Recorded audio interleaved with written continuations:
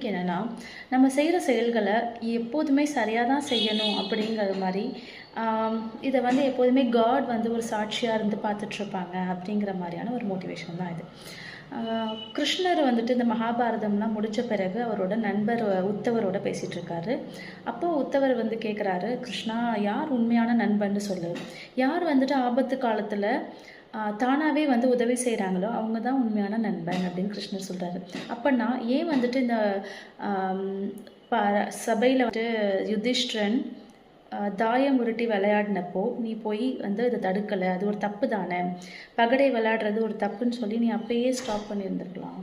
அப்போ கிருஷ்ணர் சொல்கிறாரு, இல்லை, நான் வரக்கூடாதுன்னு சொல்லி யுதிஷ்டன் வந்துட்டு வேண்டிகிட்டு இருந்தார், அதனால நான் அப்போ அதுக்குள்ளே போகவும் இல்லை. அப்படின்னா நீ வந்து உன்னை கூப்பிடலைன்னா நீ போக மாட்டியா அப்படின்னு சொல்லி கேட்குறாரு.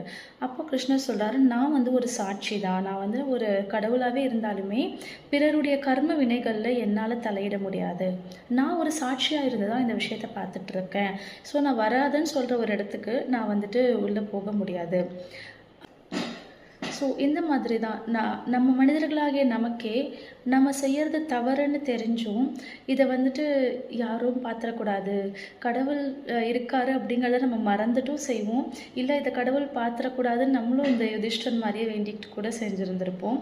பட் இறைவன் எல்லாத்தையுமே சாட்சியாக இருந்து பார்த்துட்ருக்காரு அப்படிங்கிற ஒரு புரிதல் நம்மக்கிட்ட இருந்ததுன்னா நம்ம எப்போதுமே தவறுகள் செய்ய மாட்டோம்.